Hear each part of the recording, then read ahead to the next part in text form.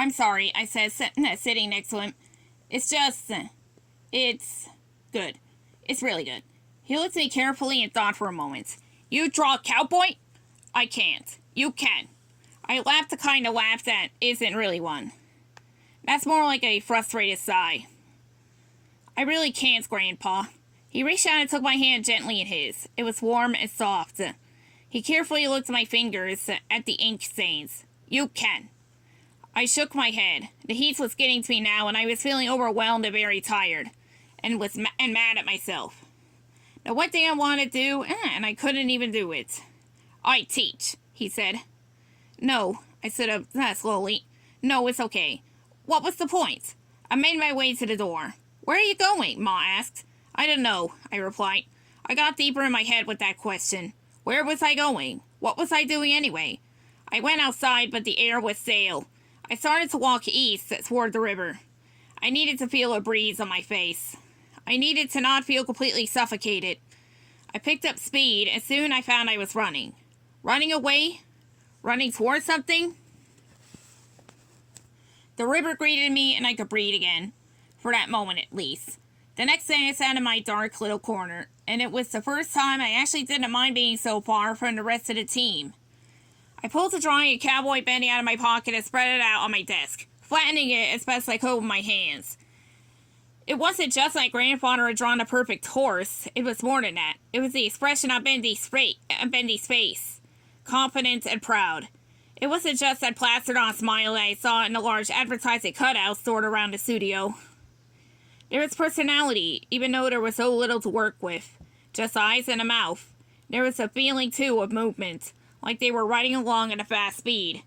And there was the comedy of his lasso getting all messed up around a cactus. He'd done so much with so little. I didn't know how. I needed to figure it out so I could impress Mr. Drew. What's that? Asked the voice over my shoulder. I looked up. It was Jacob. He bent down and stared at the drawing. Hey, Mac, that's not bad. He grinned at me and stood up. Thanks, I said. I knew I should explain it to him, that I hadn't actually done it, but it was the first time anyone in his place had actually said a nice thing to me. He nodded, but didn't go away.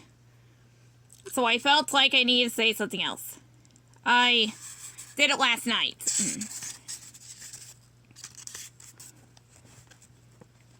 It's nifty, he said. Is that a good thing? I asked. Jacob grinned. Definitely. He turned. Hey, Miss Lambert. No, don't, I said, but it was too late. She glanced up from her desk at the other side room, unfolded her long legs, stood and marched over to us in a very sharply pressed pair of trousers. What's going on? She asked, the line between her eyebrows seemed extra deep. Have a look at what our gopher did last night, said Jacob, pointing at the picture. I tried to smile in a relaxed kind of way as Jacob moved aside, and I let her peer over my shoulder. But as I was starting to panic a little... No, what if they made me recreate it or something? It's decent, said Miss Lambert with a frown of approval. I did it last night, I said, feeling a little relieved, but also not able to say anything much more than that. You were here? She looked at me puzzled. I was here. No, I said, scrambling for words. No, at home, on my off time. That sounded good, right? That sounded like something that someone who worked hard would say. Even on my off time, I was doing work. Miss Lambert stood there for a moment. Then she bent over and picked up the picture. But she wasn't looking at the drawing. She was looking at the paper, feeling it between her thumb and forefinger. Tell the truth, Bunny. Where'd you get the paper and ink? Oh, right. The truth was... Lost the silence then, while I tried to figure out what the truth was. I see, Buddy. No, we were low today on stock, and you know as much as everyone here that money is tight. We're not a baseball team. She passed the picture back to me. A baseball team? I asked. I noticed that Jacob was no longer beside me, but slowly walking back to his desk. You don't get 3 strikes here. I still didn't get it. I'm sorry, Buddy, but this is unacceptable. Stealing is not allowed, and Mr. Drew is very strict about that. You can't do it, Buddy. Right. Okay, I got it. I wouldn't do it again. I won't do it again. Miss Lambert shook her head and then stared up at the pipes running across the ceilings over my head. I'm sorry, buddy, but I had to take you to Mr. Drew. My stomach fell out of my body. I could almost hear it in my imagination, flopping onto the floor with a squish. All I felt was hollow, and how unfair it was. It was just some paper and ink, but yeah. It wasn't like I could afford paper and ink. It had a cost, and evidently a much bigger cost than I'd realized. Come on, Miss Lambert, motion for me to stand. Let's see, I did, and followed her over to the elevator. I could sense heads turning to watch, but I didn't look back. I was too embarrassed. We stood quietly in the elevator as it chugged its way up to the top floor. I'm sorry, I said. I realized I hadn't said it yet. I meant it, but also maybe it mattered that I was. I know. It's tough. Things aren't like how it used to be here. We have to protect every dollar, but even more than that, we have to have trust. I nodded. It wasn't like I hadn't noticed that there was definitely some penny pinching going on. If there was one thing I understood, it was that. Grabbing paper from the waste paper basket to write on. Only one janitor for the entire studio. All the empty offices and dusty corners. Yeah, I noticed it, but I still hadn't really got it. Until now. Miss Lambert pulled the grate to the side while we arrived at Mr. Drew's office and let me out first. We approached Miss Rodriguez, sitting behind her desk, typing away at that fast speed, just like I'd seen her the first time I met Mr. Drew. The only time I'd met Mr. Drew. Does Mr. Drew have time for us? Asked Miss Lambert. Miss Rodriguez looked up but didn't stop typing. I would have been impressed if I wasn't feeling so low. 5 minutes, she said, and without stopping her typing or getting up or anything, she called out really loudly, Miss Lambert is here with that new gopher? That new what? Mr. Drew called back with that gruff voice of his. The kid. She looked back at me, eyeing me up and down. I instinctively tucked my shirt tighter into my trousers, pulled my shoulders back. What kid? Never mind, send him in. Mr. Drew, called out again. Miss Rodriguez gestured towards the door with her head and looked back down at her typing. I glanced at Miss Lambert, who didn't seem to find any of this strange, and walked over to his door and opened it. Mr. Drew, we have to talk. Sure, come on in. I heard Mr. Drew reply. Miss Lambert turned to me and gave me this look that I knew definitely meant I should follow her. So I did.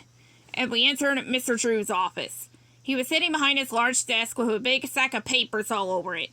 Everything seemed even more of a mess than the first time I'd seen it, if that was possible.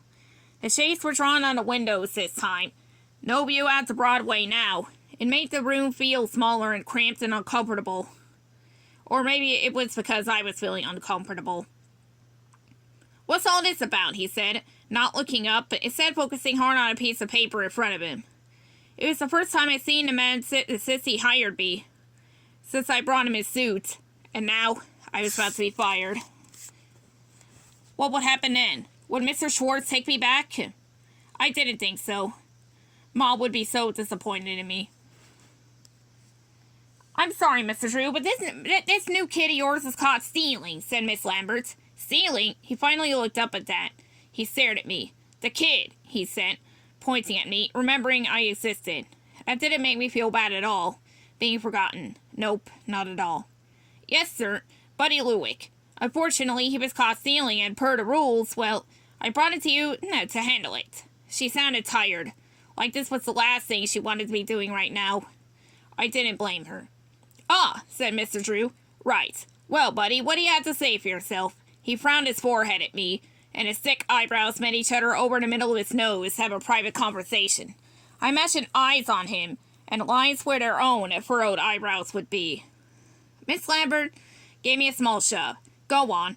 I looked back at her. She didn't seem all that angry. She just had to do this. I wanted to draw, I said, turning back to Mr. Drew. Miss Lambert sighed, hard behind me. He stole supplies and took them home with him. You know we can't afford... Please, Miss Lambert. Tell me what I can and can't afford. Why don't you? Mr. Drew crossed his arms against his chest. I looked back again at Miss Lambert and saw her sputter a bit. She went to say something but stopped herself.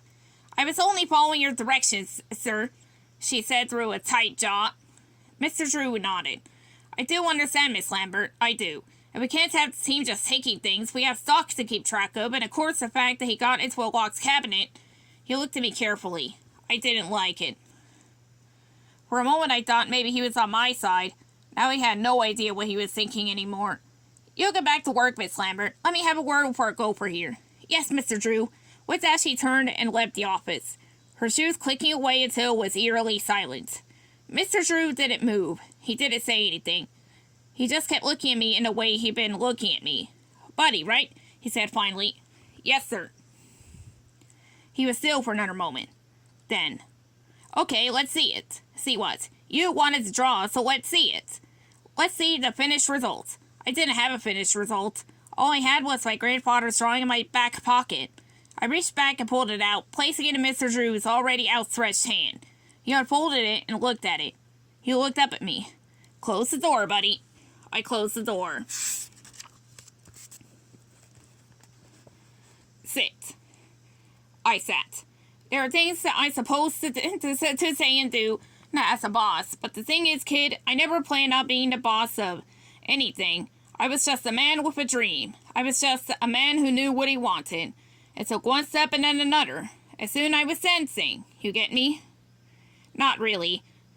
Yeah, I said. I'm supposed to tell you that stealing is wrong, and believe me, I don't like it when people steal from me, but... Is this stealing? He held up the drawing. I